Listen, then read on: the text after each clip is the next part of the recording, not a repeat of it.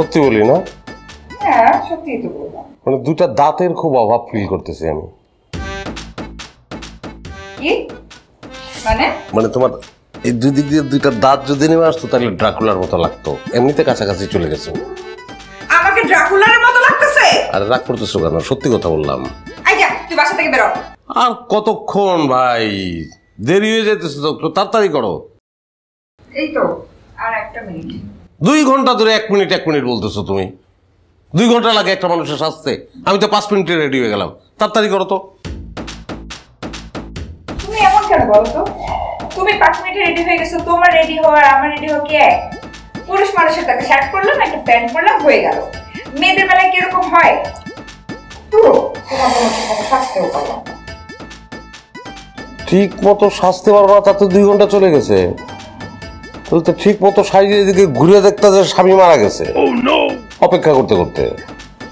হ্যাঁ, আপনার কোনো আইডিয়া আছে যে ঠিক মতো সাজতে মেয়েদের কয় ঘন্টা সময় লাগে? এই যে বিয়ে বাড়িতে যাও, এত প্রোগ্রামে যাও, দেখো না মেয়েদের কত সুন্দর লাগে। কেন লাগে জানো? কারণ তারা ঘন্টার পর ঘন্টা সময় নিয়ে সুন্দর করে সাজে। আর যে সাজতে যত বেশি সময় নেয় তাকে দেখতে তত বেশি সুন্দর লাগার জন্য মেয়েরা সময় নিয়ে সাজে না, মেয়েরা সময় নিয়ে সাজে স্বামীকে শাস্তি দেওয়ার জন্য। বলছি তোমাকে।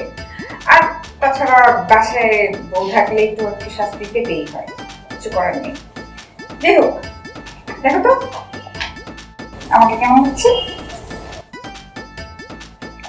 সত্যি বলি না?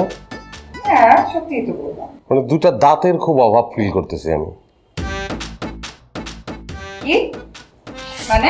মানে তোমার এই দুই দিক দিয়ে দুইটা দাঁত যদি নেমে আসতো তাহলে ড্রাকুলার মতো লাগতো। এমনিতে কাছাকাছি চলে গেছো। আমাকে ড্রাকুলার মতো লাগতেছে? আরে রাগ করতেছো কেন? সত্যি কথা বললাম। আইজা তুই বাসা থেকে বেরো।